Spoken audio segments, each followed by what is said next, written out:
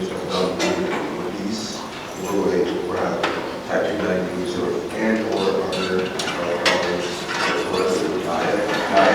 And then you can adjust this, how people put money into these neighborhoods and spend it on like healthcare and putting more doctors into these neighborhoods.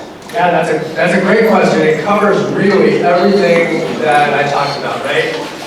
As we get more physicians will cover more neighborhoods. Really hard to get many physicians to serve in underserved neighborhoods, but we find our schools that are located in rural areas produce physicians who serve rural areas.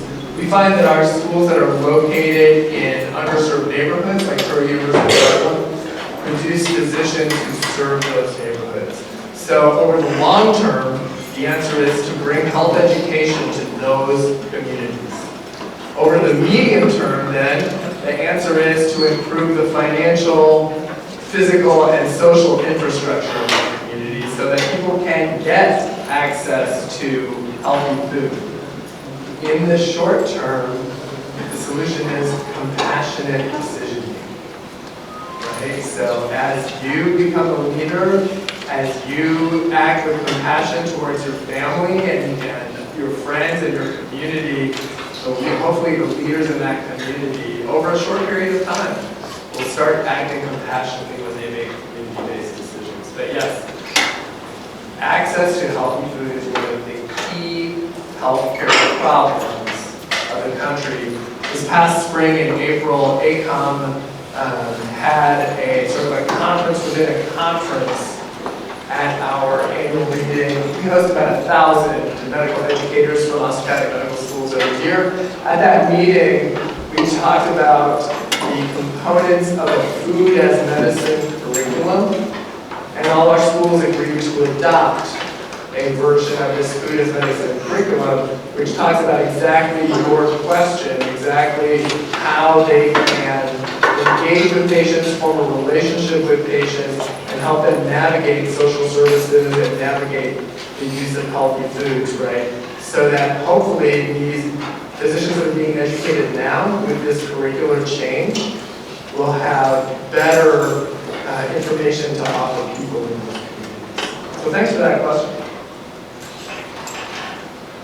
Yes, sir. So I wanted to ask, the rate of students who go to announce in the Lehigh school. So I wanted to ask, what set of collaboration like bringing together the stakeholder from healthcare and public health and all this stuff? What are because when you mentioned the rate where you can do better community, that was missing, so I also So sorry, say again what you thought was missing? Yeah, the multi-sector collaboration, big professionals and secular universities. Yeah, so I agree that what we've done so far has been largely focused on osteopathic medical schools, right? And it needs to be focused on the entire healthcare team of different kinds of professionals. And in Africa, you all have done a great job of building these sort of semi-professionals from the ground up, right? So you have a lot more community health workers, for example, than we have here in the US. And so it's important to get our students in the field working with other healthcare professionals that they see in the hospital, but also working with the healthcare professionals that they see in their communities, right? Because those are very important people to those communities. I agree, that is a weakness. We just, the Interprofessional Education Commission just published a new set of competencies for working in interprofessional healthcare teams, and it includes for the first time family members and community members as part of the healthcare team. So hopefully as we change our educational programs with that in mind, we will start to include those folks. Completely agree. My question is,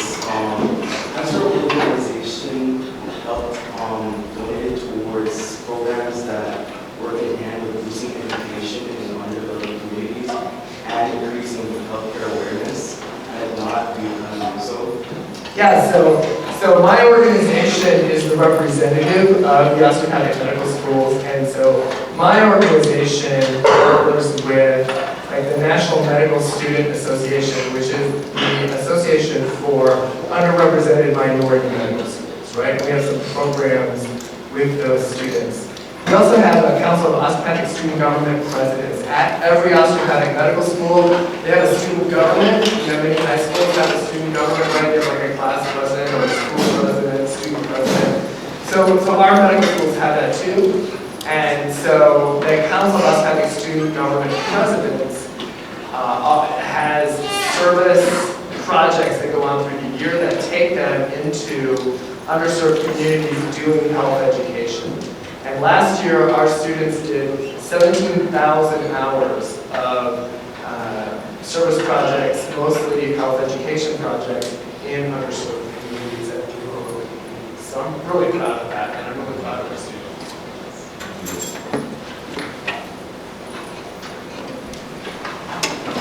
All right, thank you, Mark.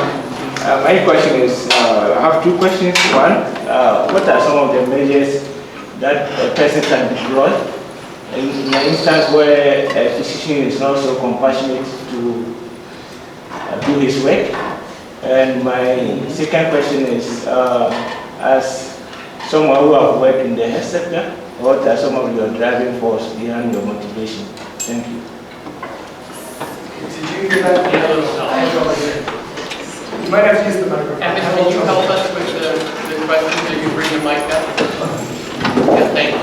Sorry, I couldn't hear all the question. All right. All right, thank you. If you can hear me now. All right, so first question is, what are some of the measures that a person can put in place in an instance where a physician is not compassionate to do his work? And the second question is, as an health worker who are working in this sector for long, what are some of your driving force behind your motivation? Thank you. Yeah. So one thing that always surprises me, and it surprised me when I came here, is how motivated people are to serve, right? When I was meeting with the Mandela Fellows yesterday, when I was talking with the IGEI students today, I was struck by all of your motivations to serve, right?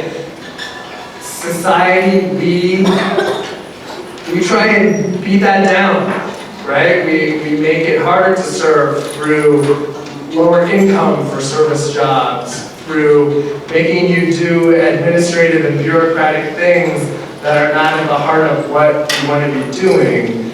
And yet somehow you all continue with the passion to serve, right? And so we are trying to put in place in our schools some faculty development initiatives where we change the learning environment to make it less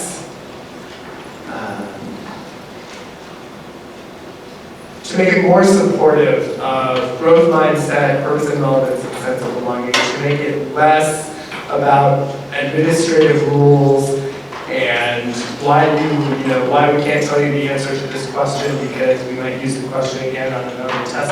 Lots of sort of academic baked-in problems that we just create, right, for our students. And so I really think that something larger has to happen throughout all our communities where we can start, if not valuing service more, at least getting out of the way of those who have a passion to serve, right?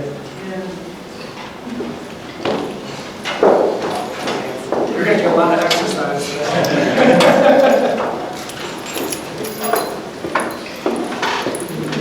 More? All right.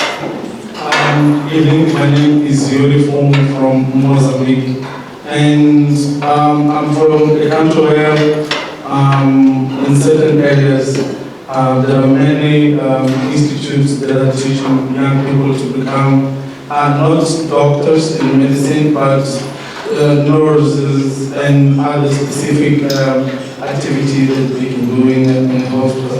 And as our level of education, even in technical areas like that, are a little bit low, I would like to understand if there are programs or in your institute or other institutes, even online or in presential, where those youth, after the training, they can gain more knowledge about the art, the areas they are doing activities. Because you can find someone who is assistant in a hospital for 10 years because he's not developing his skills. So there are online trainings not specific to medicine, but to behavior, to leadership, to how to behave in a hospital that they can attend, so to improve their abilities. Thank you.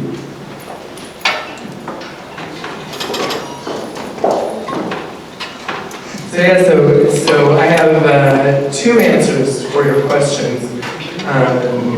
Number one is, though we have been beaten down over decades, those of us who have run or who run medical schools really are interested in the success of our students and the health of our communities. And so while those programs don't exist, to my knowledge, today, that seems like a worthy opportunity for partnership and collaboration through the Iacocca Institute with U.S. medical schools, with organizations like ACOM and AAMC, who would be happy to bring together the resources that would support community health workers, nurses, patient care techs, others who are providing health, very important health care to communities in Africa and in other places where there's even a bigger